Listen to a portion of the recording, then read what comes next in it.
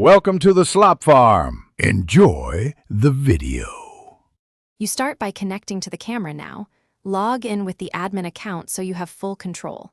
Once logged in, open the manufacturer app or web interface and navigate to device settings. This is where infrared and night mode options live.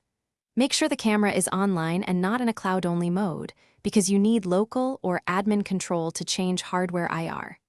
If prompted, switch to Advanced View. That reveals the imaging and IR controls you'll use in the next step. Once in Advanced Settings, look for Night Vision, or IR cut filter controls. Different brands label them differently. Change IR from on to off or set it to auto and raise the ambient light threshold so IR only triggers in darker conditions. This prevents constant IR illumination. Apply or save changes because unsaved toggles don't persist. If there's an IR hardware toggle, flip it gently. Make sure firmware doesn't override your choice. Update only if advised.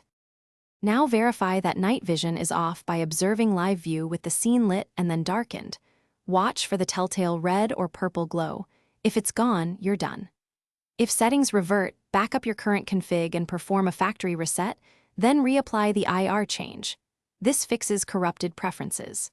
If IR is physically tied to the sensor and cannot be disabled, contact the manufacturer or consider replacing the unit. Remember, documenting steps and firmware versions.